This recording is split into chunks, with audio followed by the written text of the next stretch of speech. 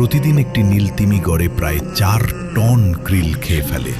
আর খাবার ধরার জন্য এরা মুখ একবারে এত বড় করে খোলে যে সেখানে একটা ছোট নৌকাও ঢুকে যেতে পারে। তাদের ডাকে আছে আরও এক রহস্য। নীলতিমির আওয়াজ পৃথিবীর যে কোনো প্রাণীর চেয়ে জোরে, আর সেই শব্দ জলের নিচে প্রায় 800 কিলোমিটার দূর পর্যন্ত ভেসে যায়। কল্পনা করো, এক সমুদ্র থেকে আরেক সমুদ্র পর্যন্ত তারা একে অপরের সাথে কথা বলতে পারে। এটা প্রকৃতির এক অবিশ্বাস্য বিস্ময়। কিন্তু দুঃখের ব্যাপার হলো, মানুষের লোভ আর শিকার নীলতিমির সংখ্যা ভয়ানকভাবে কমিয়ে দিয়েছে। একসময় সমুদ্র ভরে থাকত এই নীরব দৈত্যে। আজকে তাদের সংখ্যা সারা পৃথিবীতে মাত্র কয়েক হাজার। তারা বিলুপ্তির দ্বার প্রান্তে দাঁড়িয়ে আছে।